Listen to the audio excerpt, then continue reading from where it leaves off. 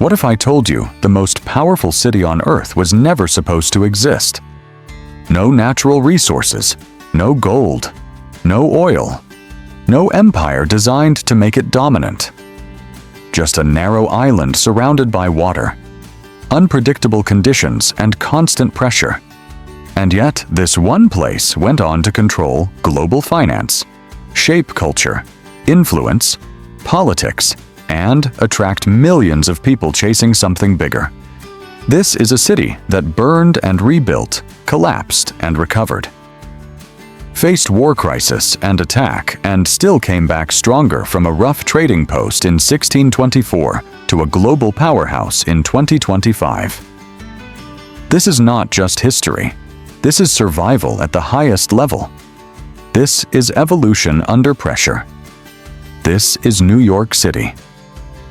Long before skyscrapers, bridges, and subways existed, Manhattan Island was home to the Lenape people for thousands of years. They lived across this land in a way that was deeply connected to nature. They used rivers for transportation, forests for shelter, and open land for farming and hunting. The island was not empty, it was active, it was alive. It was already part of a functioning system. The Lenape called it Mannahatta, meaning the land of many hills, and at that time, it truly was hills forests. Streams and wildlife covered the landscape in ways that are almost impossible to imagine today, where concrete and steel now stand. There were once natural paths shaped by movement and survival. What made this land truly valuable was not just its beauty, but its position. Manhattan sat at a point where inland waterways connected directly to the Atlantic Ocean, creating one of the most efficient natural trade routes in the region long before ships from Europe ever arrived. This land already had strategic importance. It was already a gateway. In the early 1600s, European powers began competing for control of trade across North America. The Dutch arrived with a clear objective: profit. They were not looking to build a nation. They were looking to build a system that generated wealth. In 1624, they established a small settlement at the southern tip of Manhattan and named it New Amsterdam. At first it was fragile, a handful of wooden structures, rough roads, and limited supplies. Survival was uncertain, and the environment was unpredictable, but the Dutch understood something critical. This location could not be ignored.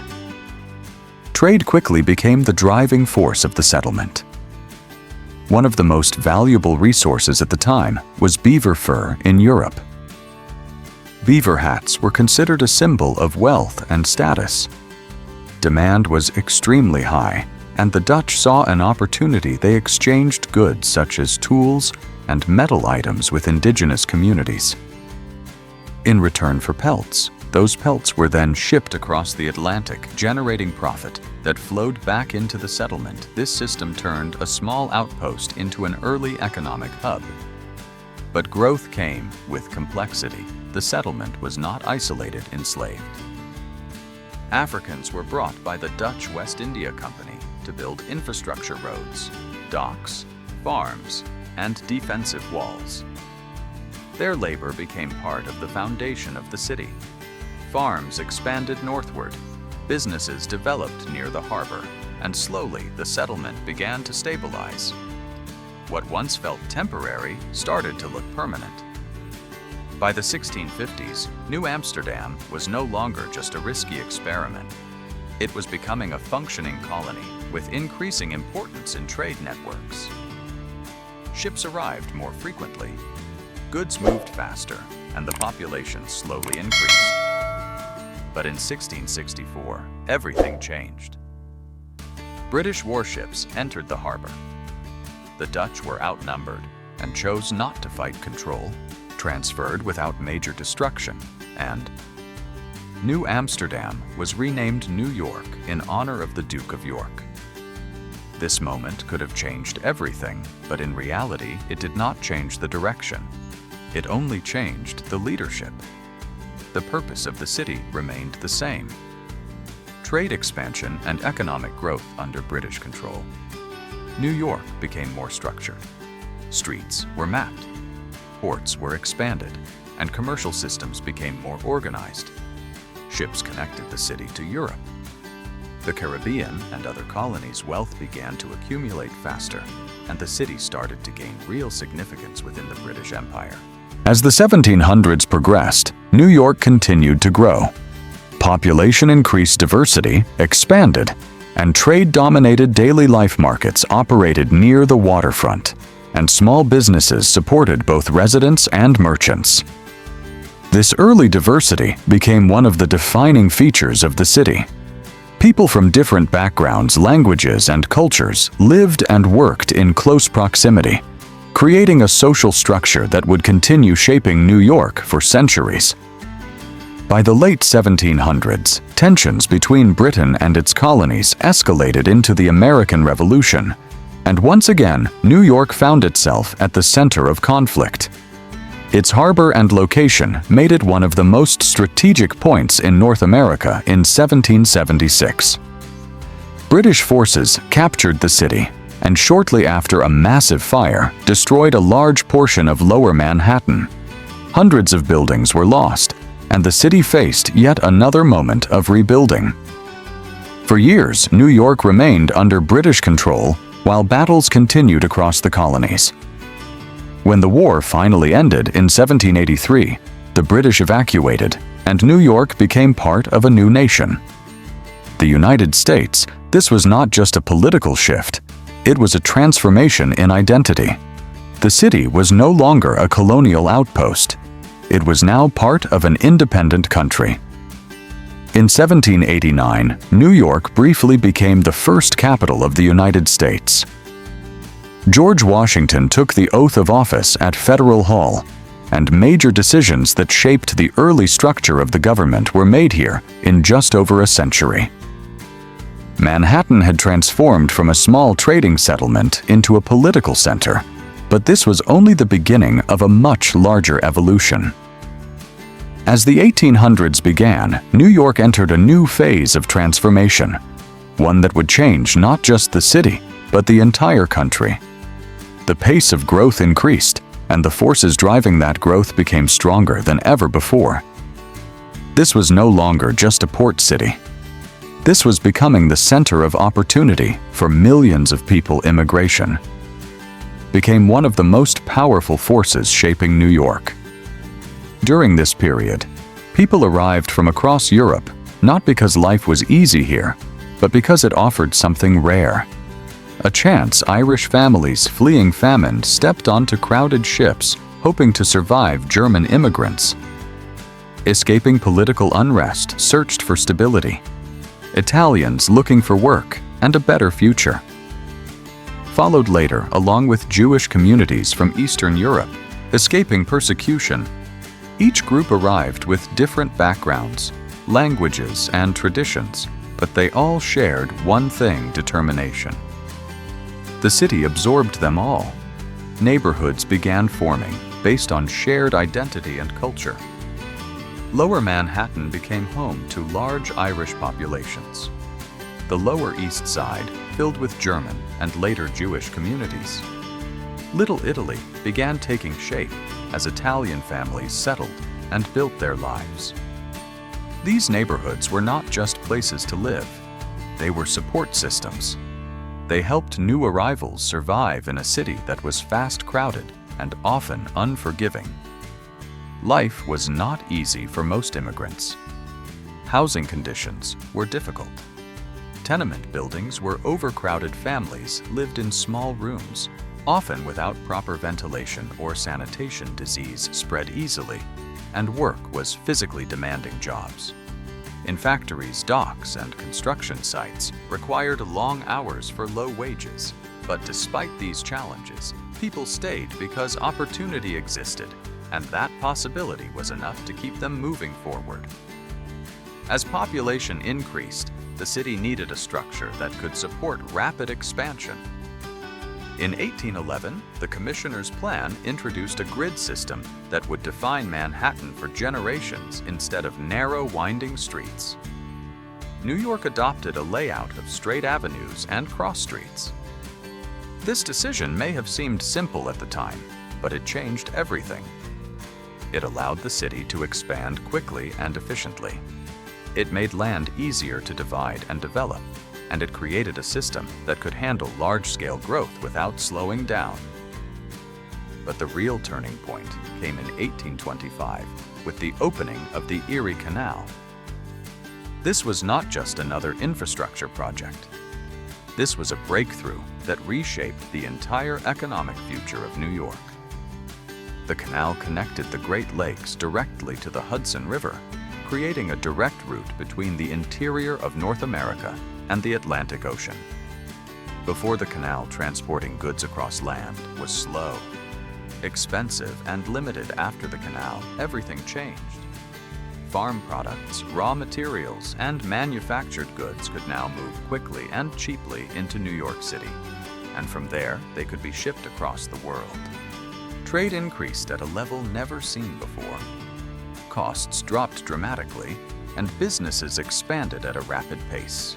Almost overnight, New York became the most important commercial center in the United States. This was not luck. This was strategy and positioning, combined with timing. The city now controlled the flow of goods between inland America and global markets. And with that control came power. If you're paying attention to this story, you start to see a pattern. Every major moment in New York's history is connected to movement. Movement of people, movement of goods, movement of ideas. And the more movement the city controlled, the more powerful it became. By the mid-1800s, the impact of this growth was visible everywhere. The harbor was filled with ships, warehouses expanded along the waterfront, and markets operated continuously. Goods arrived from inland regions and left for international destinations. Money flowed through the city faster than ever before. At the same time, immigration continued increasing at a massive scale. Millions of people entered the United States through New York, making it the primary gateway to the country. This constant arrival of new people kept the city growing, but it also created new challenges. Infrastructure struggled to keep up. Streets became more crowded, housing demand increased, and public services were pushed to their limits. Yet even with these pressures, the city kept expanding because expansion was no longer optional. It was necessary. By the late 1800s, New York was already one of the largest cities in the world, but it was about to become something even bigger, something more connected, more complex, and more powerful. In 1883, the Brooklyn Bridge opened after years of construction. At the time, it was one of the longest suspension bridges ever built, and it immediately changed how people moved across the city. Before, the bridge crossing the East River required ferries, which were slow and limited. Now people could move directly between Manhattan and Brooklyn. This allowed workers to live outside Manhattan and still access jobs in the city center. It allowed businesses to expand across boroughs, and it helped unify areas that were once separated. Then, in 1898, a major transformation took place. Manhattan, Brooklyn, Queens, the Bronx, and Staten Island officially combined to form Greater New York City. This was not just a political decision, it was a structural shift that created the modern version of New York as a single unified city. This allowed for large-scale planning, transportation systems, and economic development across a much wider area. It turned New York into a true mega city. At the same time, the skyline began to change in a way that would define the identity of New York. Forever, land in Manhattan was limited and expensive. There was only one direction left to grow. Upward advances in steel construction made tall buildings possible, elevators made them practical, and electric lighting made them functional. The first skyscrapers began to rise. transforming Lower Manhattan into a vertical city. People looked up and saw something completely new. Buildings that seemed to challenge gravity. Itself, height became more than just architecture. It became a symbol of ambition and power. And this was only the beginning. By the early 1900s, New York was entering another phase of transformation, one that would make it faster, more connected, and more efficient than ever before. In 1904, the subway system opened for the first time. This changed daily life completely. Before, the subway movement across the city was limited by distance and surface traffic. After the subway, people could travel quickly across long distances, underground. Workers could live farther away from their jobs. Businesses could reach more customers. And neighborhoods could expand into areas that were once considered too far from the center. The subway turned New York into a moving system, a network where millions of people could travel every day with speed and efficiency. It was one of the most important developments in the city's history, and it remains essential even today. At the same time, New York was becoming a global financial center. Wall Street grew rapidly. Banks, investment firms, and financial institutions established themselves in Lower Manhattan. Money began flowing through the city, not just from across the United States, but from around the world. The New York Stock Exchange became one of the most powerful financial institutions anywhere.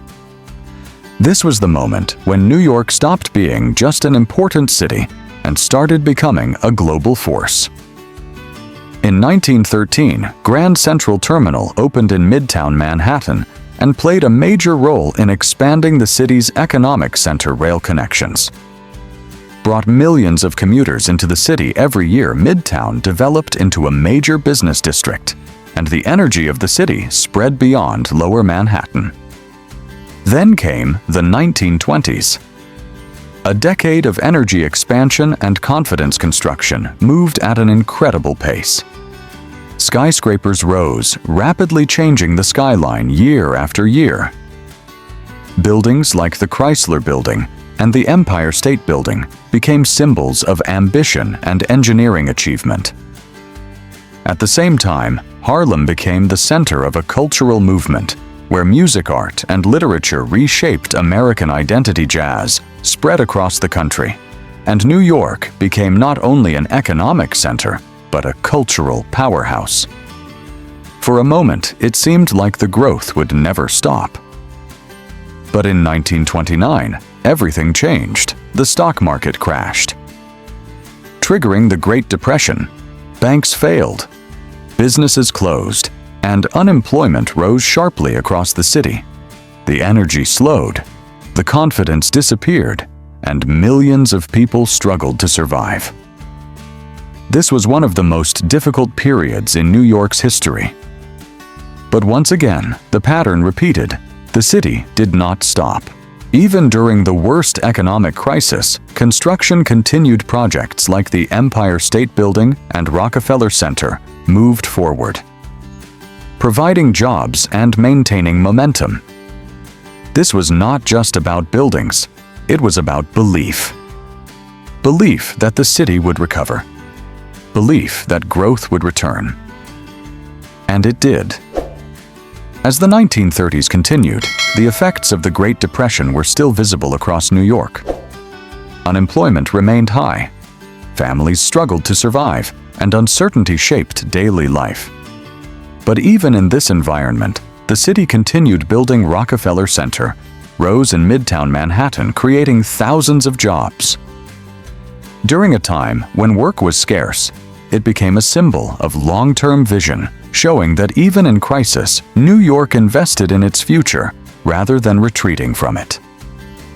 Then came World War II, and once again, New York found itself at the center of global events. The city transformed into a major production and shipping hub. Factories operated day and night, producing equipment for the war effort. Shipyards built vessels that carried supplies across the Atlantic, and the harbor became one of the busiest in the world. Millions of troops passed through New York on their way to Europe and other regions. The city was no longer just supporting the country. It was playing a direct role in global conflict. By the end of the war, New York had strengthened its position as one of the most important cities in the world, and in 1945, another major shift confirmed this status. The United Nations selected New York as the location for its headquarters. This decision was not random. It reflected the city's global influence and strategic importance. When the UN headquarters opened along the East River, it turned New York into a center for international diplomacy. World leaders, diplomats, and representatives from countries around the world began visiting regularly. Major global decisions were discussed in buildings overlooking the Manhattan skyline. This added another layer to the city's identity. It was no longer just a financial and cultural center. It was now a political crossroads for the entire world. From the 1950s through the 1960s, New York entered another period of expansion and influence. Television networks established studios across Manhattan, shaping media across the country. Publishing companies controlled major flows of information. Fashion industries expanded rapidly, turning the city into a global trendsetter. Broadway theaters attracted international attention, and creative industries flourished. Artists, musicians, writers, and filmmakers moved to New York because this was where movements began. If something mattered in culture, there was a high chance it started here. At the same time, massive infrastructure projects reshaped the city. Highways, bridges, tunnels, and public housing developments expanded under the direction of urban planner Robert Moses. His projects improved transportation and connected different parts of the city more efficiently, but they also changed neighborhoods permanently. Entire communities were displaced as highways cut through existing areas. His influence can still be seen across New York today, in both its infrastructure and its urban layout. But by the 1970s, the city faced another major crisis. Manufacturing jobs declined as companies moved operations to other regions. Tax revenue dropped, and financial pressure increased. Crime rates rose significantly, and public services struggled to keep up. Subway systems became symbols of decline, covered in graffiti, and often unreliable neighborhoods faced increasing challenges, and many residents chose to leave the city in search of safer and more stable environments. In 1975, New York came dangerously close to bankruptcy. The city struggled to meet its financial obligations, and confidence in its future dropped to one of the lowest points in modern history. For a moment, it seemed like the long period of growth had finally reached its limit. But once again, the pattern returned. Pressure created response. In the 1980s, recovery began. Wall Street expanded rapidly, and finance became one of the most dominant industries in the country. Investment banks increased their influence. Corporate headquarters expanded, and money began flowing back into the city. Construction projects resumed, and employment opportunities improved. Confidence slowly returned, and New York once again began rebuilding its strength. The 1990s marked a period of stabilization and transformation. Crime rates dropped significantly across the city.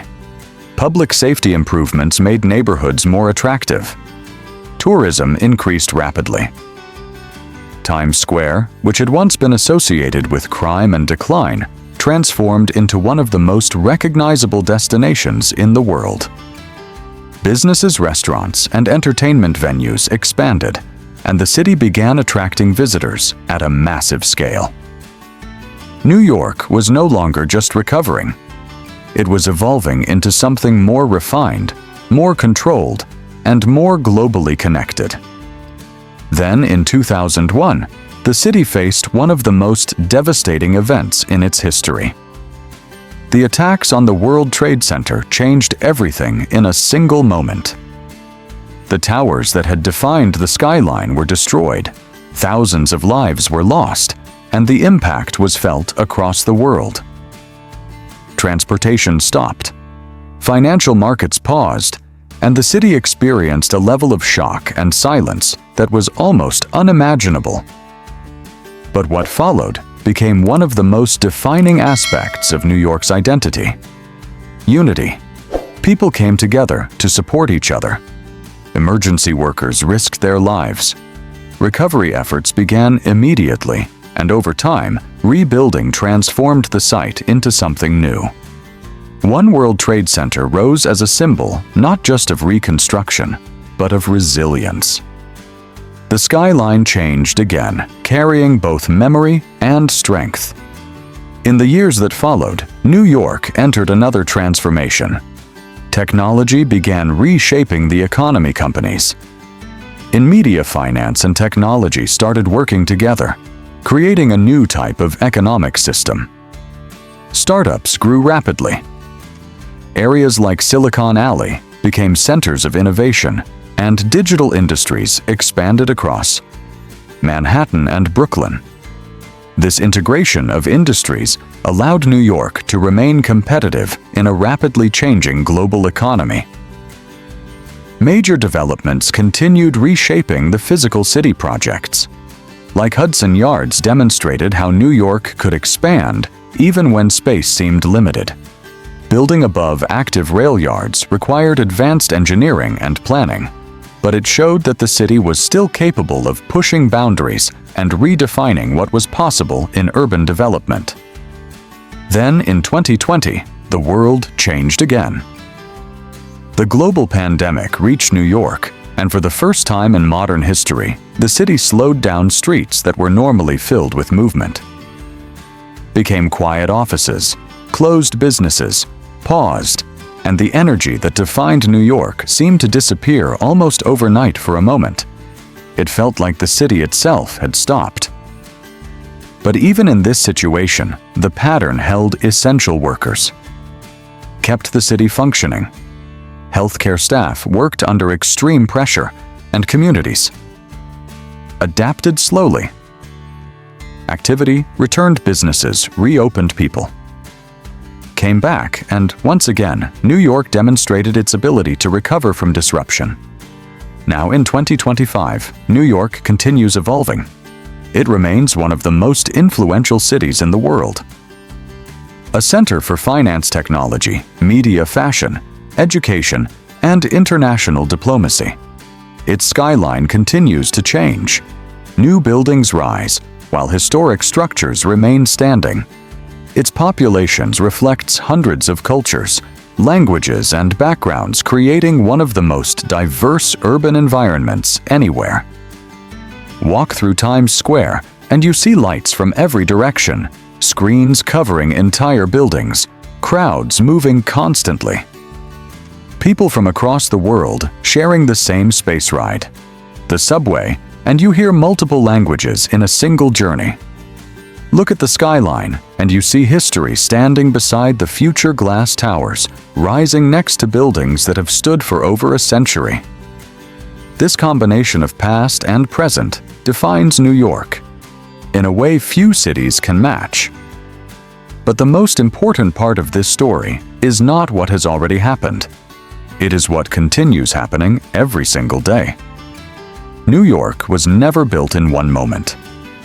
It was built layer by layer, generation by generation first. By the Lenape people who understood the value of this land, then by Dutch traders who saw opportunity, then by the British who expanded its role, then by immigrants who arrived with nothing but built everything that followed. Every group added something new. Every generation changed the direction, and together they created something far larger than any one vision. Even today, that process continues. Every day, someone arrives searching for opportunity. Every day, someone starts a business. Every day, someone creates something that did not exist before. This constant cycle of arrival, risk, and creation is what keeps New York moving forward. It is what keeps the city alive. From 1624 to 2025, New York has faced colonization war, economic collapse, immigration waves, financial crises, terror attacks, and a global pandemic.